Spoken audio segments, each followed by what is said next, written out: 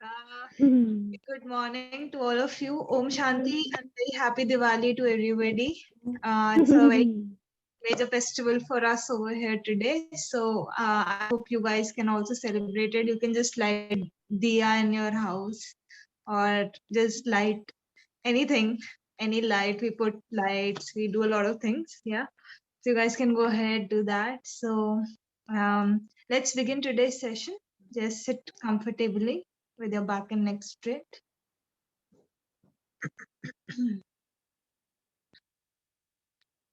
And very gently close your eyes.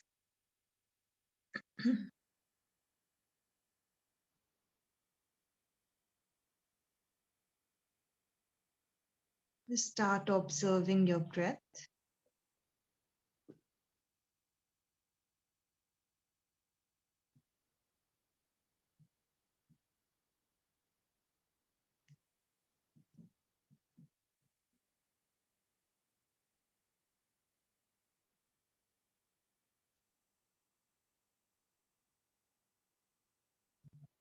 Keep your body aligned.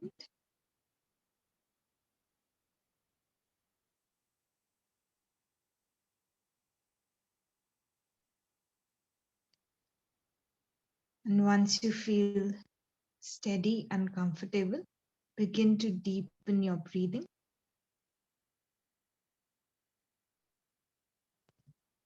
Slow, long, and deep inhalations. Slow, long, and deep exhalations.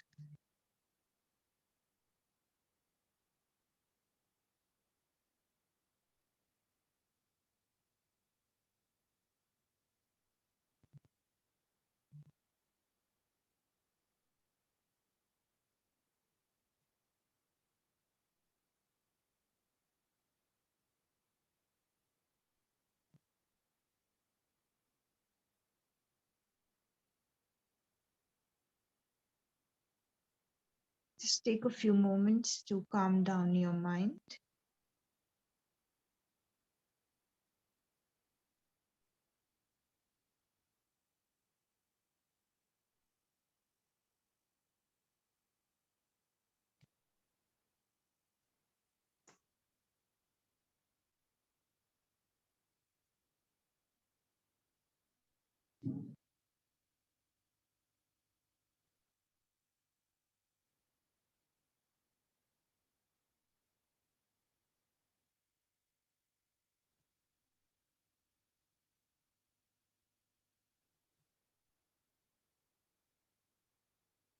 We will be chanting Om 3 times, followed by 3 Shantis. Inhale deeply for Om.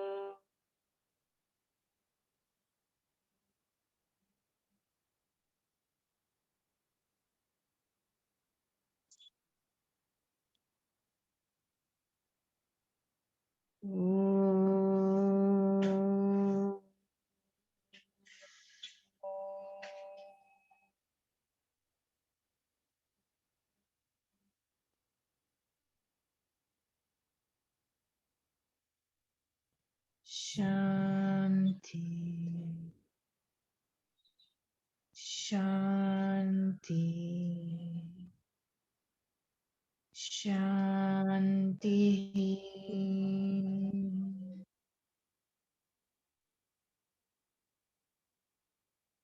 Just feel the vibrations of the mantra.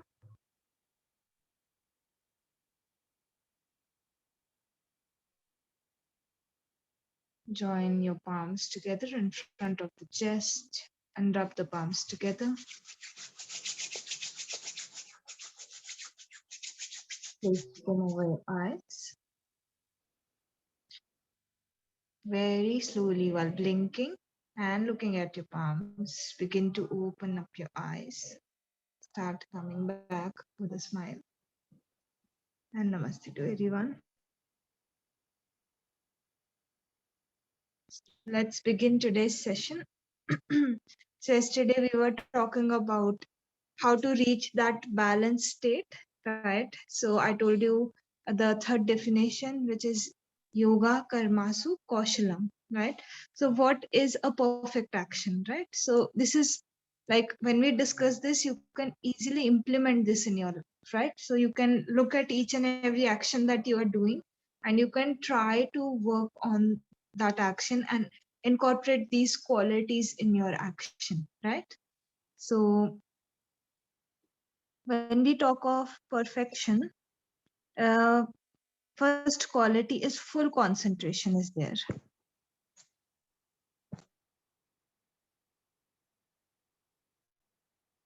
Okay, so sometimes we are sitting somewhere and then our mind runs away somewhere else, right? It happens a lot of times that we are doing something but the mind is totally completely somewhere else, so we are not concentrated on that thing, right? Whatever we are doing, our concentration is completely somewhere else, right? We sometimes in the class we daydream, we think about everything sitting in the class, everything we have thought of, right? So this happens not only in a class but in everything that you do. You are doing something and you are thinking of something else. So basic idea is this: so mind is somewhere else and body is somewhere else, right? So your concentration is not on the task that you are supposed to do, right? Which in turn leads to a lot of mistakes, right? So if you're not concentrated on something, suppose you are sitting in a meeting, okay, and you fall asleep over there with open eyes, right? And then at the end you are asked questions, so what was being discussed, or any question related to whatever was discussed, and you are suddenly just like, you don't know, right? Because it was a total blank for you during that period of time. Or suppose you are cooking something and you are chopping, right? And you're thinking of something else. So somewhere in between you might end up cutting your hand, right? This is very common, right? It happens with all of us. So we become very absent minded. A very other very common and funny thing that happens, sometimes you're walking right somewhere and you're about to enter a place and you think there is no door, right? But the glass is so clean, right? And you bang yourself over there, right? So this happens with a lot of us, right? So mind is not there where the mind should be, right? So your concentration is not on the task that you are doing, it is somewhere else altogether, right? So the first quality whenever you are doing something should be that you are completely concentrated on that task, okay? And it is scientifically also proven that the mind cannot jump between two three things, right? So multitasking is a myth, okay? Human brain can only focus on one thing at one time, okay? So this is the second thing: do one thing at one time, okay? Doing one thing at one time is also very necessary, right?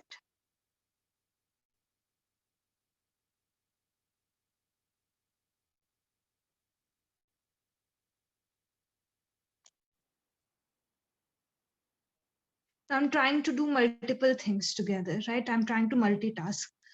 My efficiency in each and every task will reduce because I'm trying to do all the things together. And like I told you, even science has proven this thing, that the mind only has the ability to be uh, focused on one thing at a particular point of time.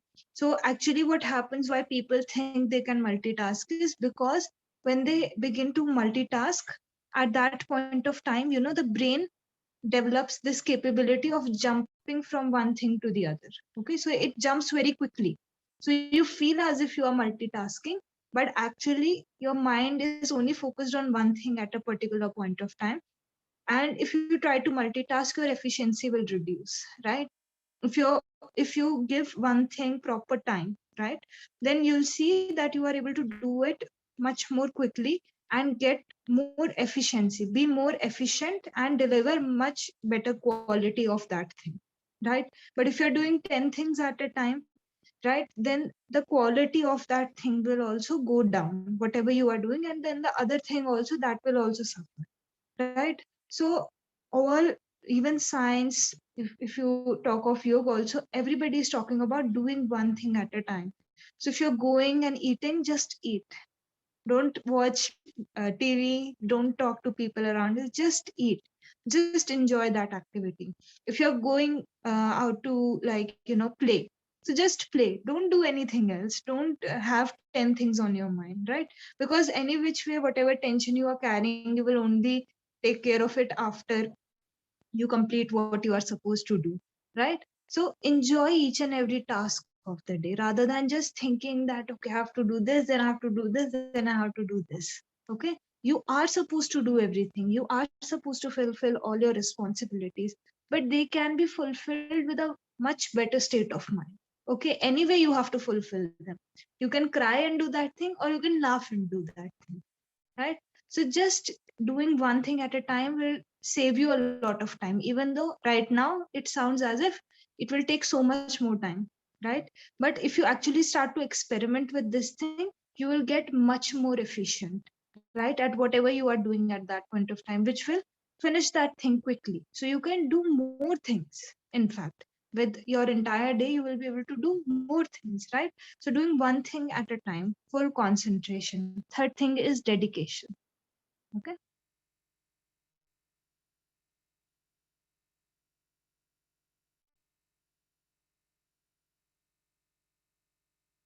Yeah.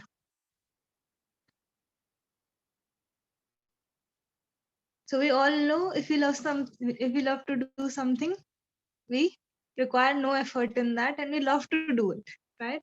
So you are fully dedicated to that thing at that point of time, and apart from you loving that thing, it is your dedication which makes you feel so good when you do that thing, right? So it is your dedication which is actually adding to the quality of the task that you are doing. All right. So it's very important that you try to incorporate this dedication in everything you do. Okay. No task is like high level task or low level task, right? We all need certain, we all need to do certain things in order to survive, right? So if I tell you, okay, don't eat, right, or don't cook, so for a few days maybe you will be able to go without food, but you need food, right? All of us need food. So we have to do certain things in our day which we cannot avoid because they are important for our own survival. If I exclude everything else, just basic necessities, making sure water is coming in your house, right? Eating, cooking the food that you're going to consume, right? So these life skills you have to do any which way, right? Even if other things you don't have to do. So you can either, again, you can either do them without any dedication and just seeing them as a burden, or you can begin to just see them as something that is essential for you, right? So your body is your temple, right? Your body, you cannot abuse your body. You have to take very good care of your own body, right? And eating the right kind of food, cooking the food properly, all of these things are necessary for you, right? For your health. Okay. So you have to do them. So if you do them with dedication, the quality of that thing, whatever you are doing, it will change, like when your mom cooks food for you, it tastes different, right? And when somebody else cooks that same food for you, it tastes different. Why? Because she is adding so much love and dedication when she's cooking for you, right? So it completely changes the taste for you, right? So in that very way, when you do things with dedication in your life, if somebody is around you also, you know a part of those things, they will feel that dedication. They will feel how, um, well you are doing that thing, and this quality, as it begins to come in, again, it has to come naturally. You cannot force yourself, from tomorrow I will be dedicated. No, it comes very naturally. Okay. But initially you will have to make a conscious effort. Okay. That you have to become aware that I am going to do this with dedication, right?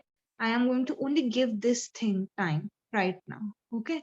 So initially it will feel a little bit mechanical, but eventually it will seep into your day-to-day activity. So you don't have to go and do anything extraordinary. All you have to do is change however whatever you are doing, right? Just the way in which you are doing it, you just end up changing that, and it makes a vast difference in your life.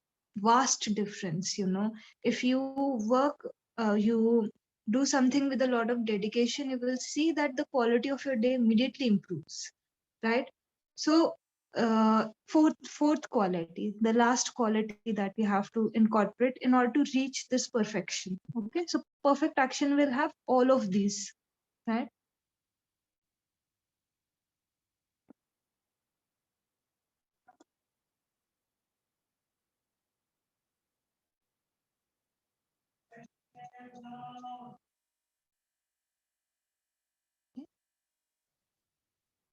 So detachment from the result. This is the fourth and very important quality.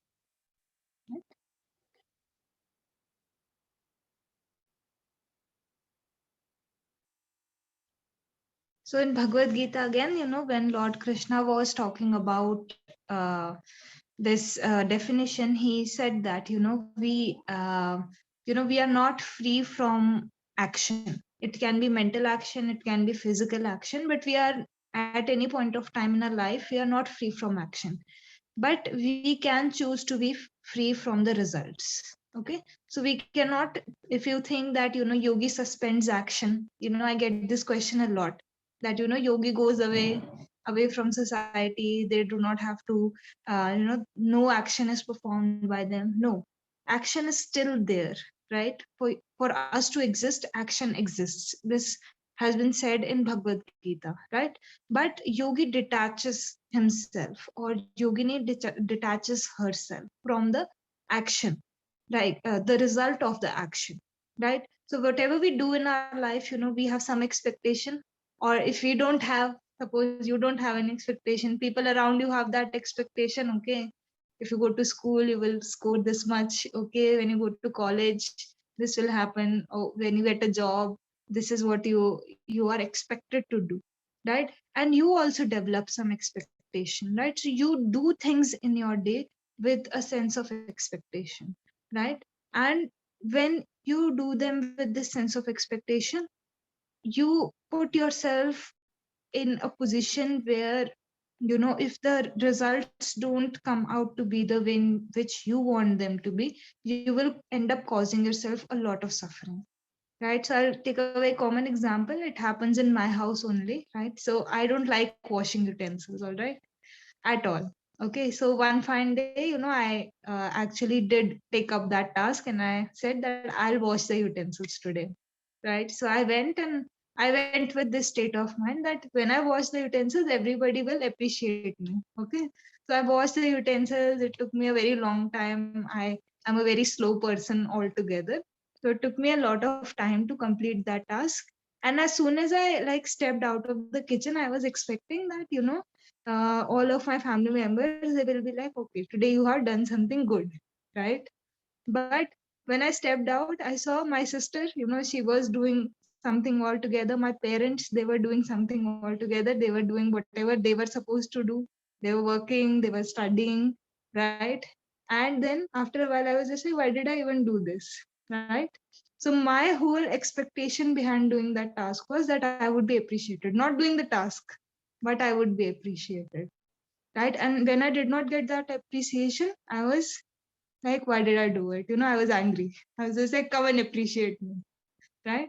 So this happens with most of us. When we do something, there is some hidden expectation. We ourselves have some expectation from whatever we are doing, right? And when this expectation, comes in, it causes us harm. Nobody else in my family was just like, oh, we are hurt, oh, we are angry. I was the only one who was angry. I was the only one who was like, why didn't you appreciate me, right? So because I stepped in with that expectation, right? So a lot of things that we do, we have some expectation attached with it. And to be free from suffering doesn't mean that you suspend the action. It means that you suspend the expectation. Because the more you expect out of a situation, the more nervous you get. Suppose you give a job interview, okay? So now you are anticipating the result, right? You are just your entire day goes thinking, when will the result come, when will the result come, right? Will I get selected or not, right? So the more you are attached, the more suffering you cause to your own self all of your days, till the time you get your result. It's going to go in this thing only, that how did I do, how did I do, will I get this grade, will I get this job, will I get this thing, right? So you are the only one who suffers because of it. Or your time gets wasted during that time. Nobody else, not the person who took your interview or anybody in your family. It's you, right? So it's very important to detach yourself, because this detachment will cause you a lot of relaxation, right? So when you go volunteer somewhere, you don't expect anything in return, do you? Right? No money, nothing. You're just volunteering because you believe in a cause, right? And you feel so good after that. Why? You are so relaxed during that entire process. Why? Because you suspend expectation at that point of time. And that can be a quality you can incorporate in everything that you do, right? So that your mind remains that relaxed, right? But even this will come with time only, okay? As much as you will practice, this will begin to come on its own, right? But this is the base level at which you can start working. So you can, whatever action you are doing, you can try that most of the qualities are incorporated, right? Or even if you're starting with one quality, uh, incorporate that quality, then incorporate the other one. However you find it suitable for you, you can work on these qualities, right? And this will lead you to a sense of balance, which will again lead you to the first definition which we said, where the fluctuations themselves cease to exist. So one thing will lead to the other, then to the other, right? So you don't have to go anywhere. You can begin wherever you are and with whatever you are doing. Okay. So there's nothing extraordinary, like I told you, right? So any doubt so far in any of the definitions that we have discussed? No? Okay. So, there is this very interesting story on balance, right? The second definition I told you, right? And I missed that story yesterday. But today, let me tell that story to you. It's a good insight into how we live our lives, right? So, in earlier times, there was this, like right now, you guys pay the fee, and then the school is providing you a course, right? And this is what is going on generally also in modern times. But earlier, there used to be this student and teacher, like proper, like student used to go and live with the teacher, and they used to live over there only, and for years, in fact, to learn the meaning, or what yoga is, right? So when this time was going on, right? So in a particular place, like the guru was explaining once again what yoga is, right? And he said balance is yoga. So now guru is very intelligent, okay? Why? Because guru knows that if I theoretically explain, nobody will understand, okay? He used to give tasks to everyone around him, that if they do those things, they will understand themselves, right? And guru is also very intelligent. Why? Because guru will never point out the bad student. He will never say that you are not doing this thing correctly. What the guru will do is, they will scold their favorite student, okay? So they will put their favorite student in the spot, right, where it's very tough, okay? So what happened was, he chose his favorite student to explain this definition, and he said, okay, come here, and then he gave him a schedule. He said that take this schedule, okay, 1 hour you are supposed to do this, then other hour you are supposed to do this, and like this the entire day he gave him a schedule. So the favorite student was just say, okay, my teacher has told me, so I have to do this thing, okay. So very happily he left, that he knows what he has to do during the entire day, okay. Then he called the rest of the students. He was just saying, now you guys come sit over here. So everybody came, right? And he said that now I've given him this task. Okay. All these tasks I have given him. Okay. and whatever task he does, 1 hour, like suppose 8 to 9, when he's doing this thing, you have to go and appreciate whatever he has done. Okay, appreciate it as much as possible. Okay, and then from 9 to 10, whatever he does, you have to go and criticize him to the maximum. Okay, and each and every hour you're going to do the alternate thing. Okay, so one time appreciation, then other time criticism, then appreciation, then criticism, like this the entire day.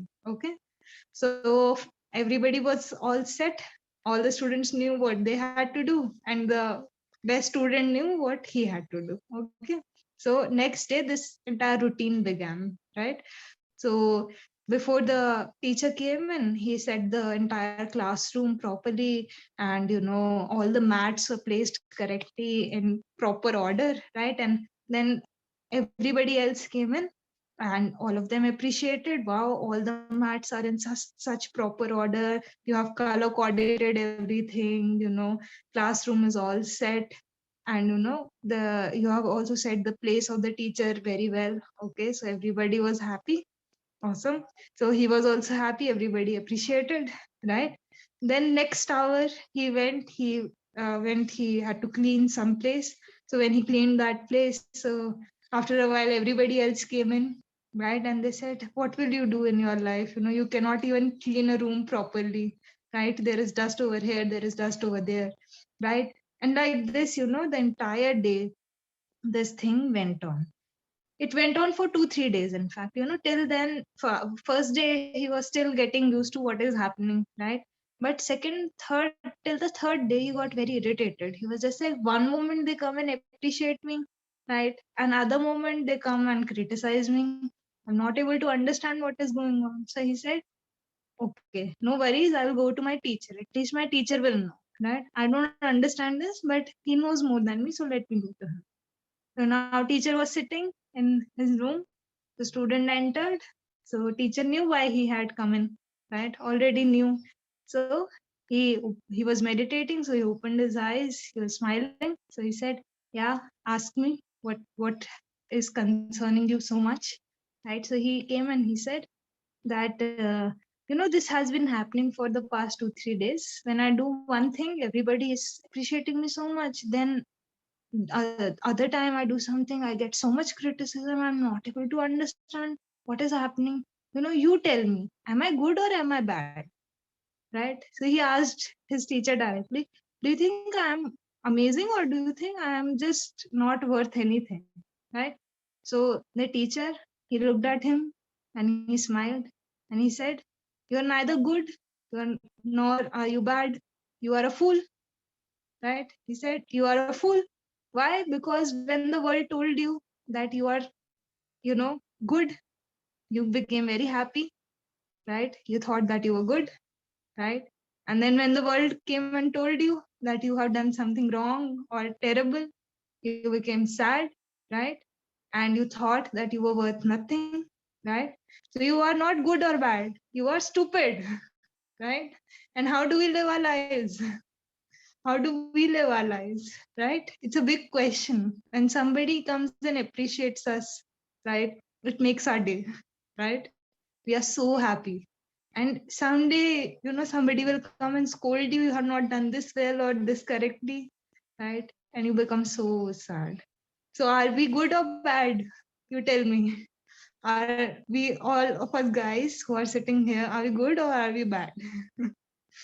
We're all stupid, right? Because we are constantly being influenced by whatever is happening, right? How our external environment is telling us we are doing things right or wrong, right? We don't know, right? We are constantly judging our own selves on that basis, right? So that is what balance is, right? When you don't, when you are in a balanced state of mind, if somebody appreciates you, it's okay, right? If somebody criticizes you, it's okay, right? You are balanced, right? So we can change our own lives, right? We can make little changes in our own lives to have a better quality of life, right? You will exist any which way. You can suffer and exist, right? And suffering is important. But then you can also choose to rise above these dualities, right?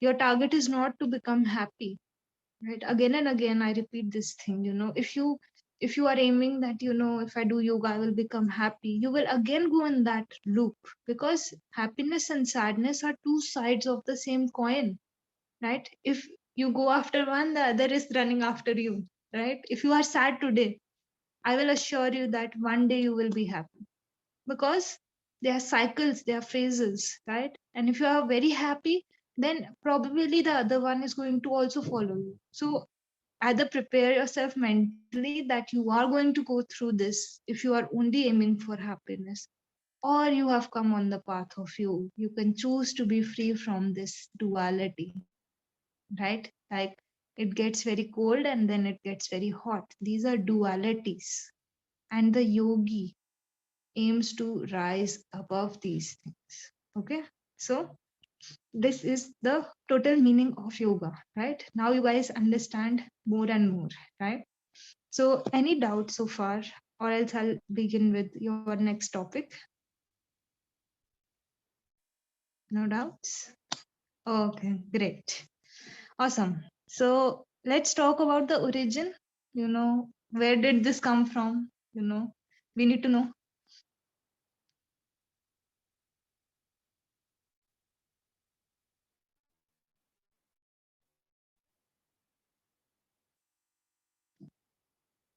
I mean, why did this even originate? There were all other things. Ayurveda existed before, like, Ayurveda also existed. If you just want to keep your body healthy, you can go ahead, follow everything that your Ayurveda teacher, she tells you, right, in the classes. So you can attain perfectly healthy body.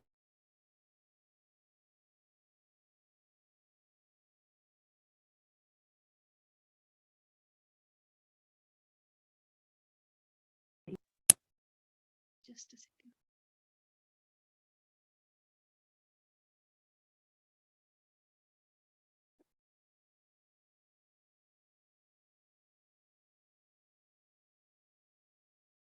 Okay.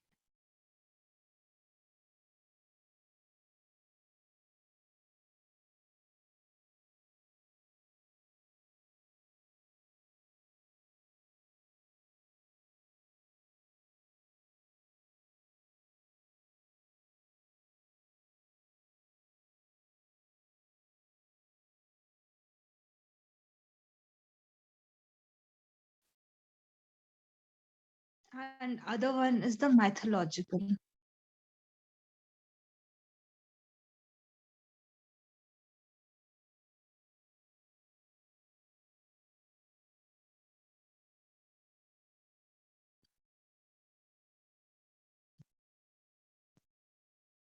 One is the psychological, which will be easier for us to understand, right? Another one is mythological. Again, it's based more on the belief system, right? So psychological, this reasoning has further two divisions. Okay.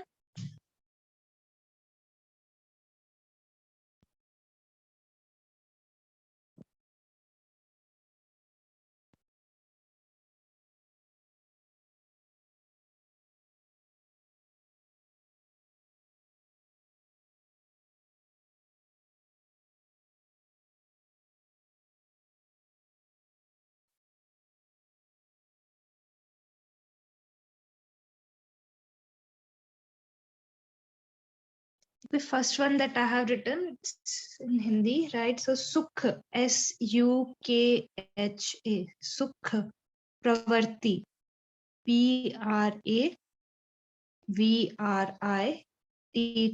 This means we wanted to enhance our own happiness, right? All of us want to be happy, yeah?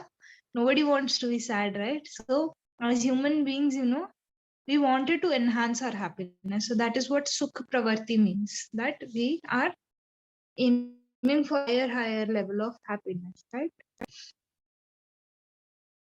And so we are not just aiming to increase our happiness, we also want to reduce our pain, right? So dukha, Dukha, Dukha, Nivritti, NIVRITTI. So not only do we need something to, increase the level of happiness in our life, we also simultaneously need a thing which reduces the sufferings of life. Okay. So because if we just work on happiness, then again sadness, you have to manage that also. So this is the first reasoning, enhancing the happiness while reducing your sadness. That was the first reason, right? And second one, like I said, I have written, that is in English only, so curiosity. So very early on, this was seen even by philosophers of previous times. It was seen that somehow, suffering was constant part of life, right? So you can temporarily get free of it, but somewhere or the other, people were suffering, right? On one level or the other, right? On not just on the bodily level, there were other levels too, right, where they were suffering. And somehow this suffering doesn't tend to leave you, everything else will leave you, but this suffering, is there in life. And I will tell you why this suffering is so important, right? Because if you don't suffer, right, you will never be pushed to ask deeper questions in your life. You will never be, it's nature's way of, it's nature giving you an opportunity to go above these dualities. Right now I talked of the dualities. If you keep enjoying life, if you keep enjoying whatever, the world has to offer you, you will never question. You will enjoy it so much, you will be engrossed in it, right? So when, you suffer, it is nature's way to nudge you in a direction, right? Even Osho has talked on this, that if we will not suffer, we will probably not ever, try to find answers to this deeper, like, reality, right? So it's not something negative, it is the nature's way to give you a wake up call, that now you go and see what is happening, right? Why this is happening. So some people, they choose, they go into drugs, they go consume alcohol. So those are temporary solutions, right? So nature is nudging you in one direction, but we human beings, we have taken out other things also, right? So we go in other directions.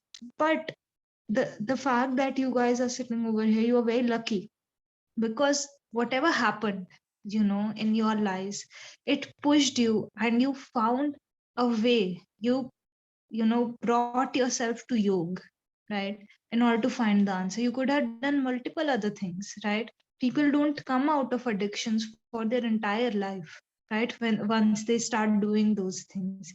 But you guys chose to come on the path of yoga because you thought that maybe you will find an answer over here, right?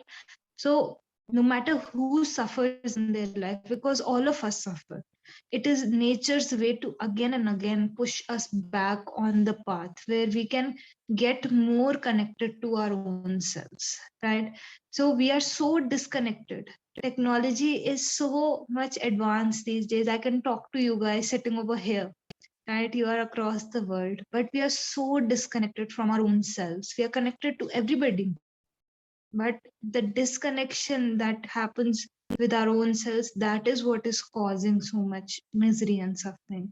And hence, it was seen that in order to come out of these sufferings holistically, right, just not temporarily, it's okay sometimes to have cheat days, right? I'm not saying don't have cheat days, all of us do, right? But the main goal should be on your mind, that you are walking on a path that will free you from all of your sufferings, not just one or two, okay, all. It is a guarantee. If you walk consistently with a lot of dedication on this path, you will become free. Maybe not today, maybe not tomorrow, but one day I can assure you that you will, right? As long as you have the bigger goal in your mind, it is okay. Like, I personally also believe in cheat days, okay? Because you need to, sometimes you need something to fall back on. It's okay. But you should have the higher goal in your mind, okay? Whenever you are doing those things, also higher goal is in the mind, that okay, I have to come back to this. That is why you call it a cheat day, because it is 1 or 2 days only, right? Then you go back to doing what you are supposed to do. right? So this is the, main reason why yoga came into existence, which can be very easily understood because we all go through something or the other unpleasant in our life, right? So your suffering can also be divided into three types. Okay, so one thing that you guys have to do today is the action thing, right? So you have to see that can in each and everything you do during your day, how many qualities are you able to incorporate? I told you four, right? So now start working on this in your day-to-day life when you are doing something and you suddenly become aware, oh, my mind ran away somewhere. So okay, I have to be fully focused on this thing, right? So slowly, you have to begin to incorporate this thing in your life, right? And second thing that we will do is today I'm giving you the segregation of the three sufferings. Okay, so all your sufferings can be categorized in these three, right? These three that I'm going to give you, right? So and the next time you feel you are getting very irritated or angry, you can just put it into one of the categories, right? So it will help you to at least take a pause. Okay, so if you're very irritated and then you just say, oh, which one does this suffering come in? So again, it will lead to a break in that emotion immediately. Okay, so it helps you to break that emotion. The intensity of the emotion reduces, right? So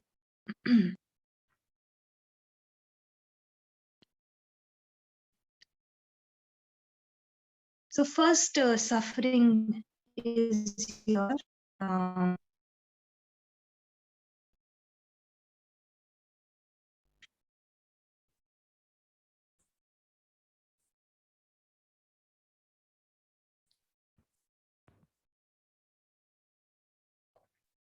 Adi Bhautik.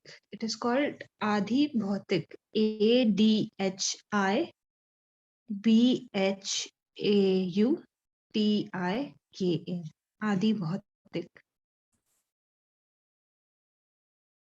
Physical suffering means the suffering that is caused by the world around you, right? So one of the most common ways in which we perceive the reality is the physical world, right? I'll continue once you guys just write it down.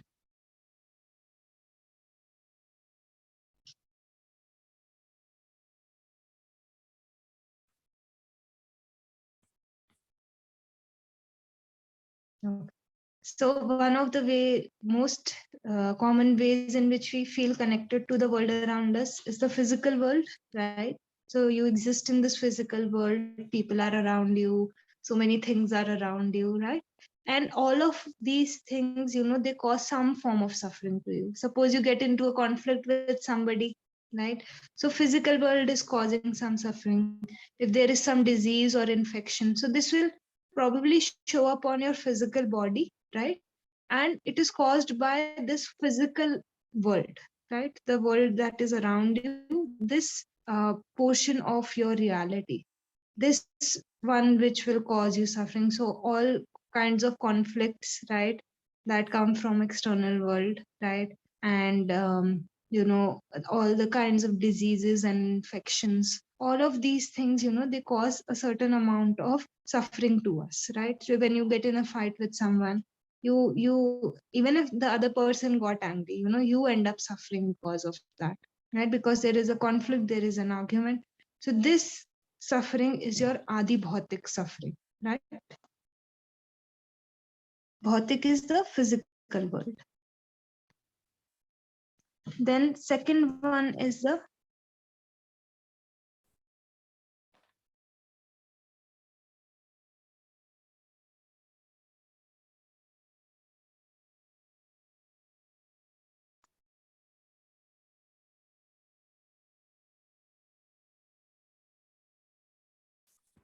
sorry, it's ADHI, Adhidevik, ADHIDAIVIKA.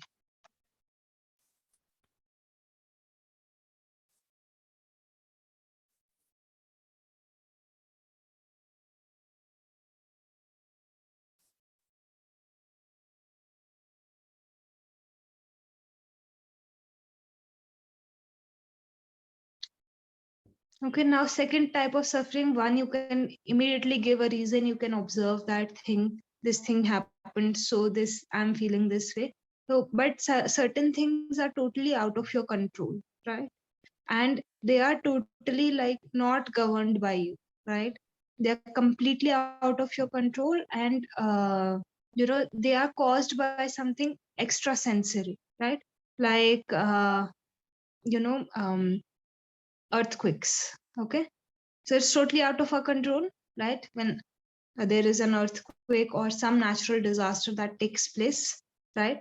And this disaster, when it takes place, it causes us suffering, right? When homes are destroyed or people's life, it's uprooted, right? So people suffer, but it's not caused because of somebody else or something else, right?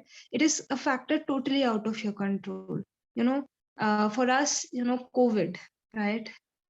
COVID coming in, it's totally out of our control, it's spreading like anything, and again we are having waves again and again. So it's totally out of our control, right? But it is causing us suffering. We can work towards eliminating it, of course. There are so many safety drills that we do for natural disasters. We can work towards eliminating some things or saving ourselves from it, but it is actually out of our control, right? We cannot do much about that, right? So these come under your adi devik dukh, right?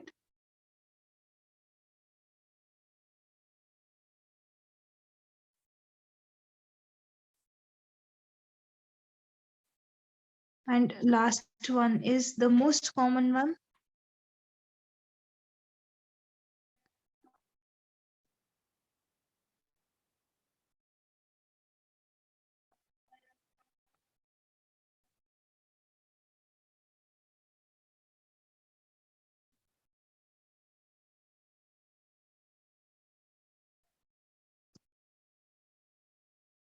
right? Adhyatmic. ADHYAT K. Oh, sorry. Wait.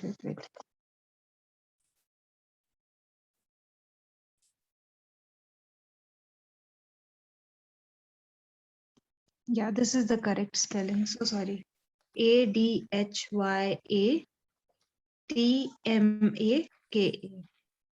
Adhyatmic. Dukh.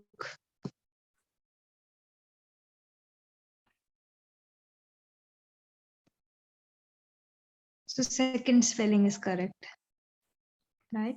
ADHYATMAKA. Adhyatmic. Right? Now this suffering we cause to our own self. Okay, like in today's world there is a lot of stress, there is depression. Nobody is causing somebody depression, right? You cannot cause somebody anxiety, right? Same situation is happening, right? But the way in which we are perceiving that situation, it is causing a reaction in our mind, right? So suppose you have some kind of work pressure, so you are working in a team, so all the team members will have a different reaction. One will be too stressed, one will take no interest, one will not care, right? So there is something external that is changing the there is some external change, yes, but how you are reacting to it is causing you suffering, right? So you are getting depressed when a particular situation is happening, or you are getting stressed out of that situation, right? So this is the internal suffering that you're causing to yourself. That is why in today's world this one is quite apparent, right? Where we are getting stressed, we are getting tensed. A lot of people undergo depression, anxiety, all of these things are increasing day by day, because same thing of perceiving, we are not able to keep the mind relaxed, right? We are not able to perceive that thing in the correct manner, or we are not trained the mind, right? So mind is not trained, so it's reacting, right? And you end up causing yourself that suffering, right? Because of this untrained mind, you are causing your own self a lot of suffering, right? So this is the third form of suffering. So next time when something happens during your day, or the upcoming days, just categorize which one is happening. Okay, is it like something which is totally out of everyone's control, right? Or is it just something from your external environment? And just observe, is it something that you are reacting to too much, right? Which causes you only suffer, right? Because depression and anxiety, again, it cannot be caused by someone, right? It is your own reaction, the reaction you create in the mind, right? So these are the three forms of suffering. All of your sufferings can be categorized in these three categories, right? So any doubts in any of this? No doubts? Awesome, great. So once again, happy Diwali to everybody, right? So we'll close today's session. We'll just chant Om one time and three Shantis. Yeah. So wherever you're sitting, just keep the back neck straight. Gently close your eyes.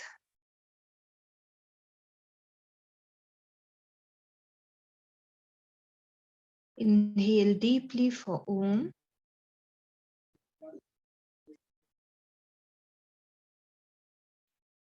Om.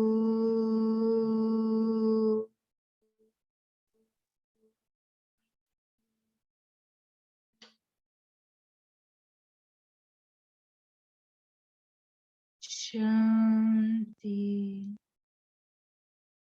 Shanti. Shanti.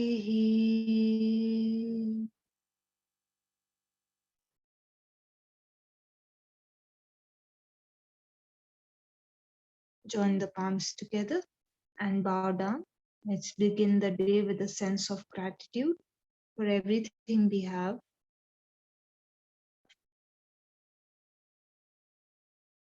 Rub the palms together.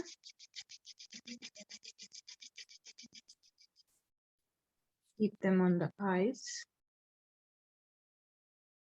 Very slowly, while blinking and looking at your palms, begin to open up your eyes. Start coming back with a smile. And namaste to everyone. I'll see you all tomorrow for your philosophy class now. Yeah, pranayam is not going to take place today.